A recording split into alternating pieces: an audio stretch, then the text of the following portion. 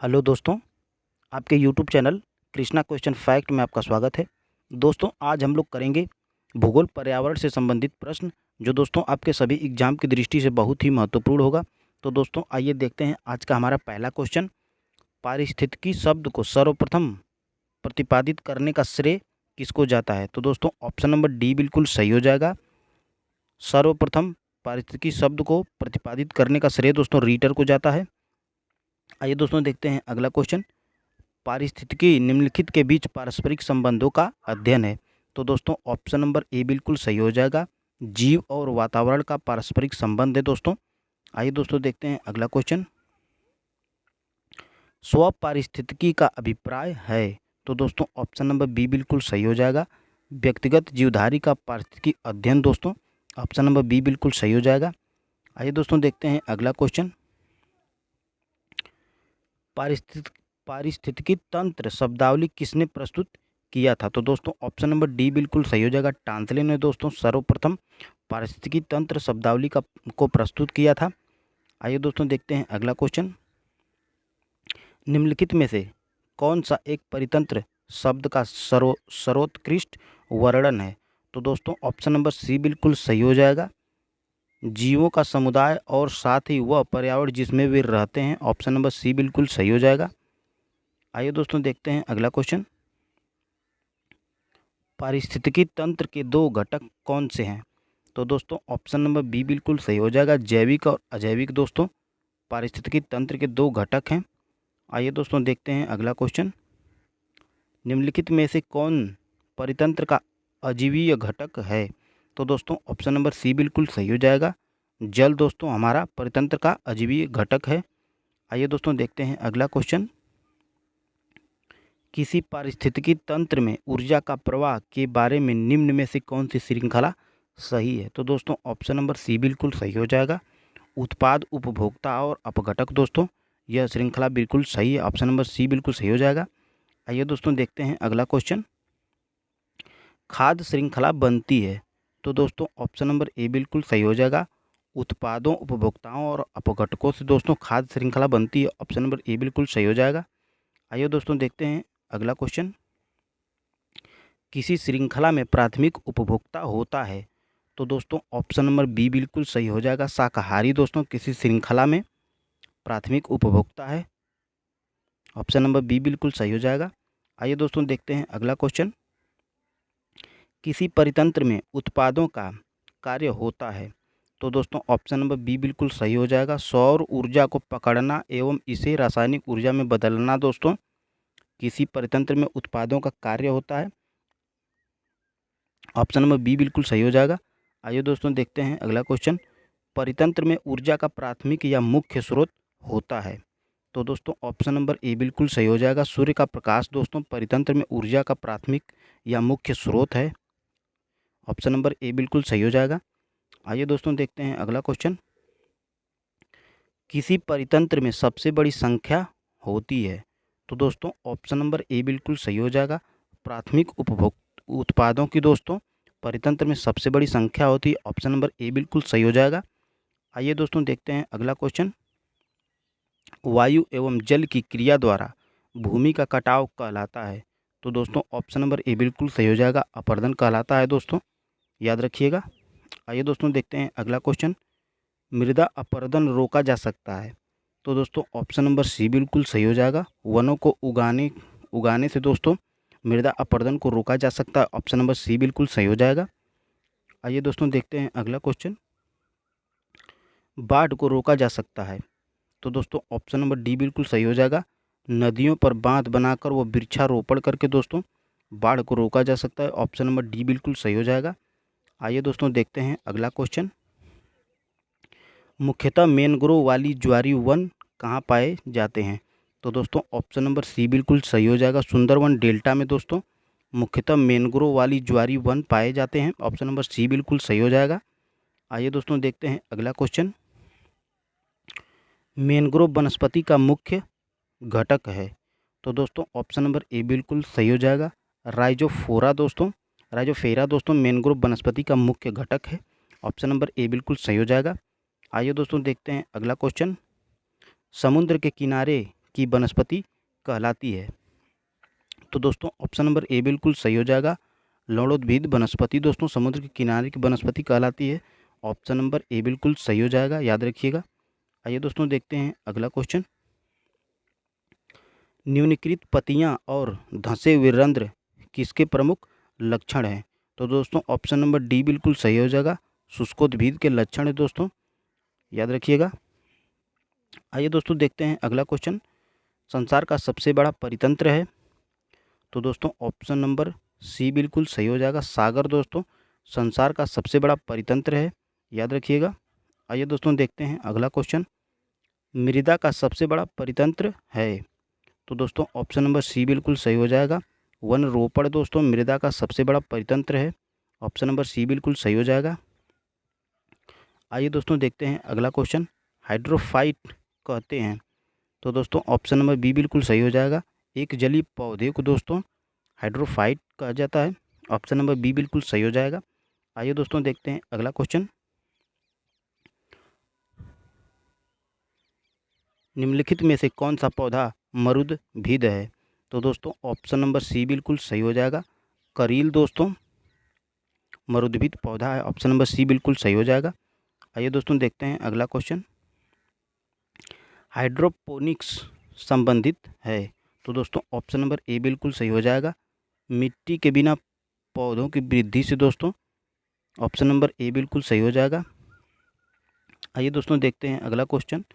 Mangrove की खेती के लिए निम्न में से कौन सा क्षेत्र प्रसिद्ध है?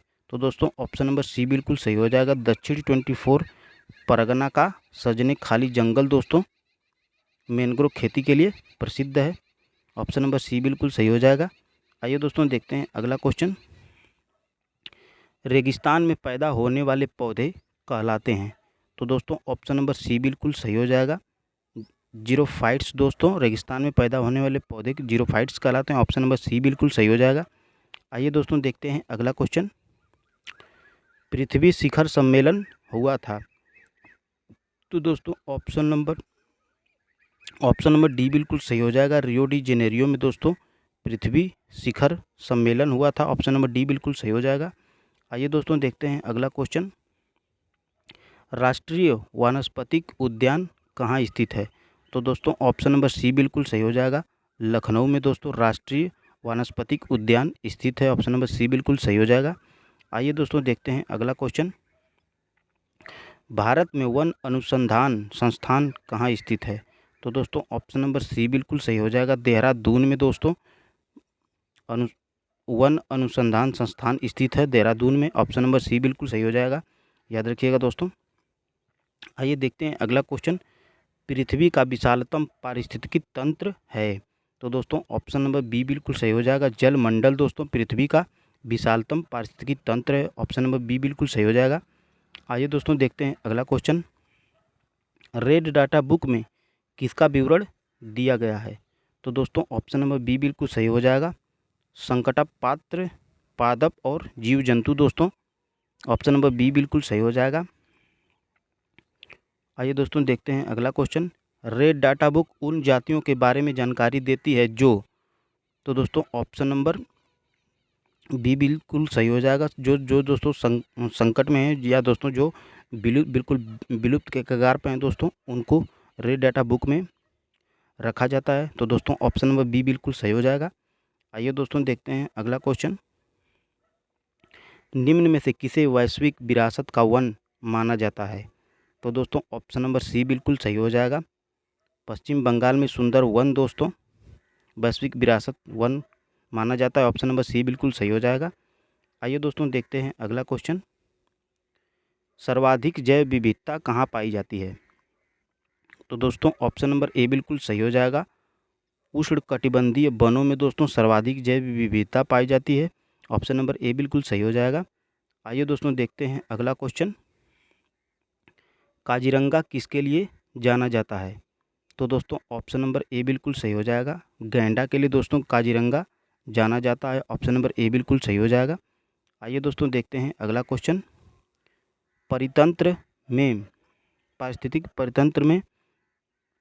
पारिस्थितिकी तंत्र में तत्वों के चक्रण को क्या कहते हैं? तो दोस्तों ऑप्शन नंबर बी बिल्कुल सही हो जाएगा। जैव भू रासायनिक चक्र दोस्तों, ऑप्शन नंबर बी बिल्कुल सही हो जाएगा। आइए दोस्तों देखते हैं अगला क्वेश्चन। चिपको आंदोलन मूल रूप से किसके विरुद्ध था? तो दोस्तों ऑप्शन नंबर सी बिल्कुल सही हो जाएगा। वन कटाई के विरुद्ध था दोस्तों चिपको आंदोलन। ऑप्शन नंबर सी बिल्कुल सही हो जाएगा। आइए दोस्तों देखते हैं अगला क्वेश्चन। इको मार्क उन भारतीय उत्पादों को दिया जाता है जो जो दोस्तों ऑप्शन नंबर सी बिल्कुल सही हो जाएगा, जो पर्यावरण के प्रति मैत्रीपूर्ण हो दोस्तों। ऑप्शन नंबर सी बिल्कुल सही हो जाएगा। आइए दोस्तों देखते हैं अगला क्वेश्चन। वातावरण में ग्रीन हाउस गैसों के बढ़ते बाहुल्य के कारण निम्नलिखित प्रभावित हुए हैं सिवाय सिवाय दोस्तों किसके प्रभावित हुए हैं? तो दोस्तों ऑप्शन नंबर सी बिल्कुल सही हो जाएगा दोस्तों। ऑक्सीजन निषेचन के प्रभाव के सिवाय दोस्तों भूमंडलीय गर्मी, समताप मंडल में ओजोन परत व अवक्षय और कार्बन डाइऑक्साइड दोस्तों प्रभावित हुए हैं। ऑप्शन नंबर तो दोस्तों सी सही हो जाएगा, बिल्कुल याद रखिएगा। आइए दोस्तों देखते हैं अगला क्वेश्चन। पर्यावरणीय आयोजन के साथ मूलतः संबंधित संगठन है? तो दोस्तों ऑप्शन नंबर बी बिल्कुल सही हो जाएगा।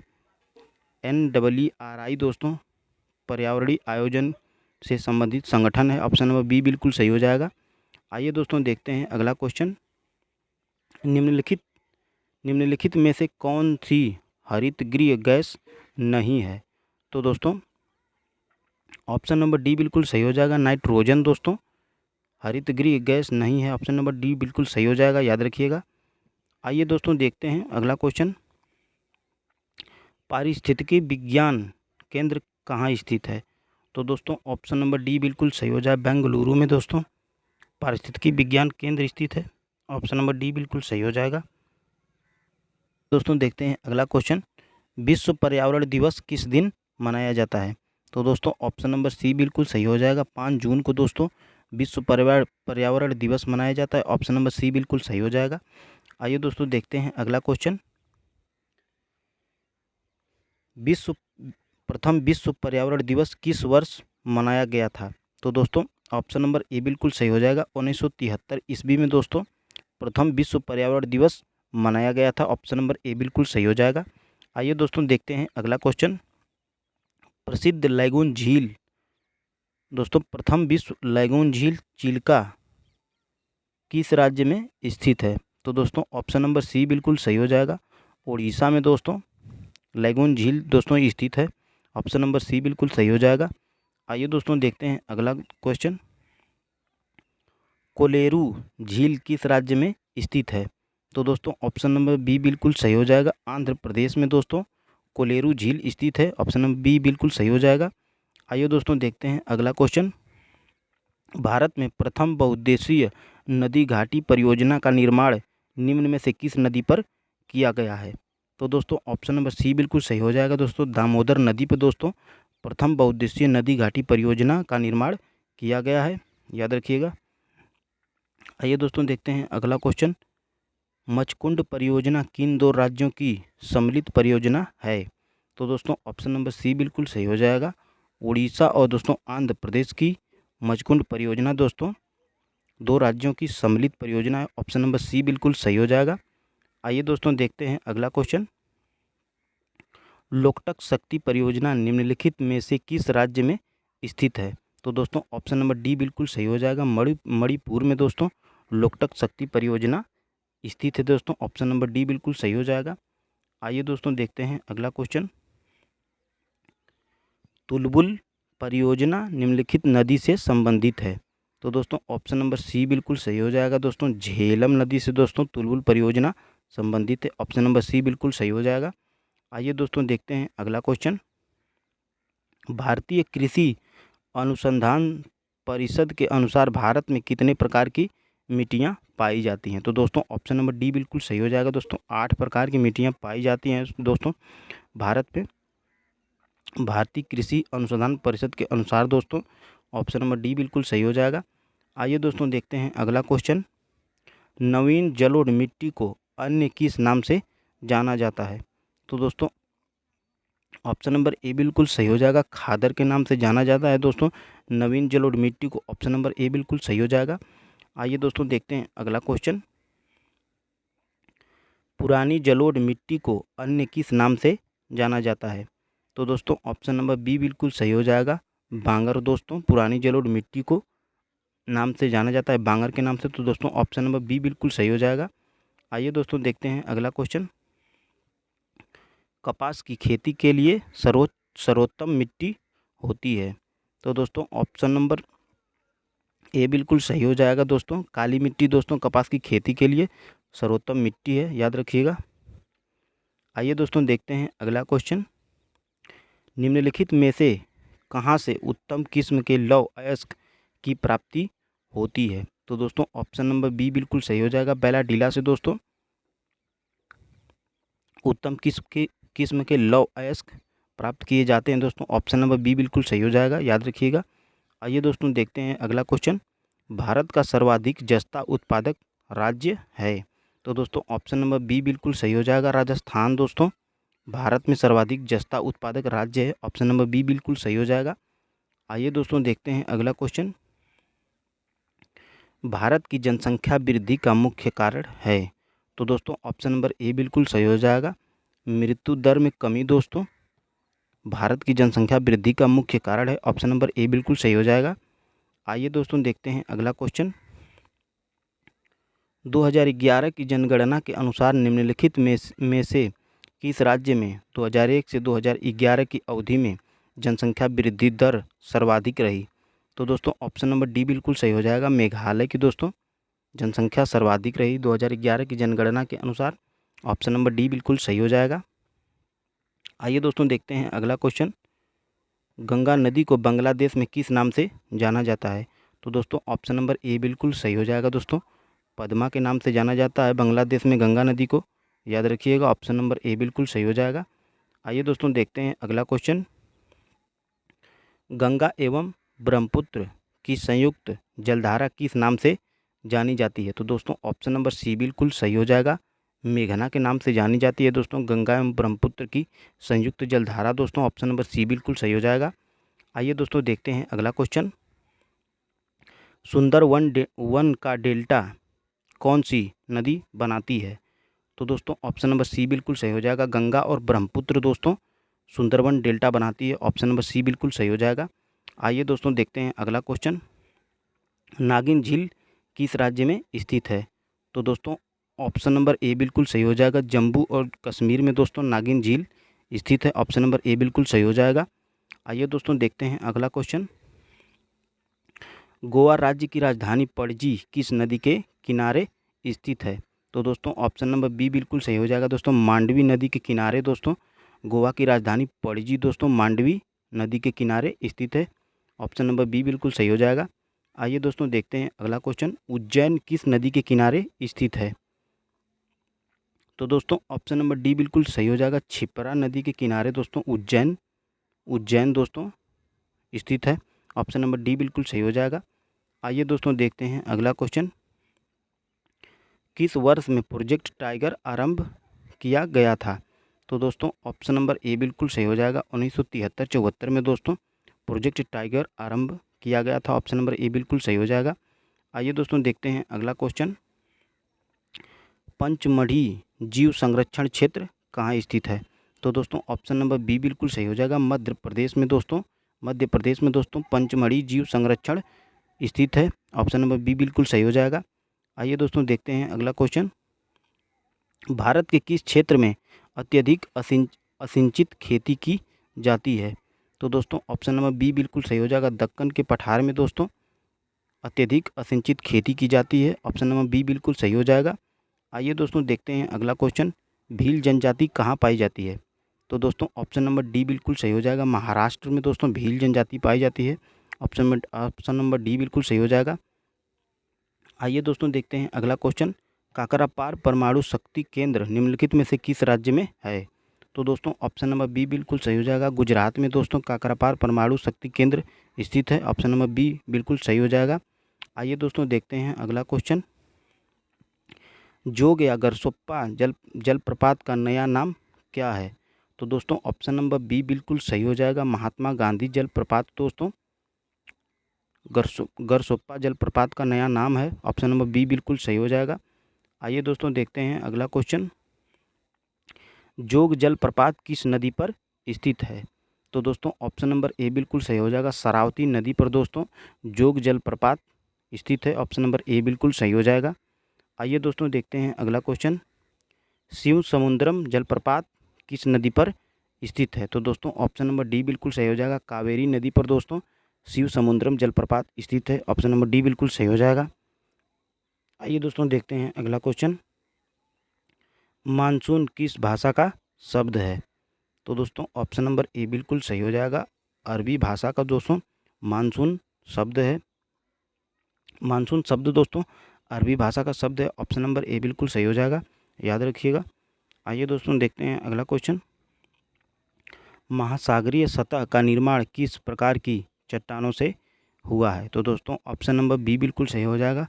बेसाल्ट से दोस्तों महासागरीय सतह का निर्माण हुआ है। ऑप्शन नंबर बी बिल्कुल सही हो जाएगा। आइए दोस्तों देखते हैं अगला क्वेश्चन। भूगर्भ में तापमान वृद्धि का कारण है? तो दोस्तों ऑप्शन नंबर सी बिल्कुल सही हो जाएगा। उपर्युक्त दोनों दोस्तों दबाव और रेडियो सक्रिय पदार्थों का विखंडन दोस्तों। ऑप्शन नंबर सी बिल्कुल सही हो जाएगा। आइए दोस्तों देखते हैं अगला क्वेश्चन। निम्न में से किसको व्हाइट ऑफ द अर्थ कहा जाता है? तो दोस्तों ऑप्शन नंबर बी बिल्कुल सही हो जाएगा। मेटल को दोस्तों व्हाइट ऑफ द अर्थ कहा जाता है। ऑप्शन नंबर बी बिल्कुल सही हो जाएगा। आइए दोस्तों देखते हैं अगला क्वेश्चन। ट्रॉपिक ऑफ कैंसर निम्न में से क्या है? तो दोस्तों ऑप्शन नंबर सी बिल्कुल सही हो जाएगा। 23.5 उत्तरी अक्षांश रेखा को दोस्तों ट्रॉपिक ऑफ कैंसर कहा जाता है। ऑप्शन नंबर सी बिल्कुल सही हो जाएगा, याद रखिएगा। आइए दोस्तों देखते हैं अगला क्वेश्चन। मकर रेखा अथवा 23.5 दक्षिणी अक्षांश वृत्त निम्नलिखित में से कहाँ से होकर गुजरती है? तो दोस्तों ऑप्शन नंबर बी बिल्कुल सही हो जाएगा। मालागासी से दोस्तों दक्षिणी मकर रेखा गुजरती है दोस्तों। ऑप्शन नंबर बी बिल्कुल सही हो जाएगा। आइए दोस्तों देखते हैं अगला क्वेश्चन। वह अक्षांश रेखा जिस पर सदैव दिन व रात की अवधि समान रहती है?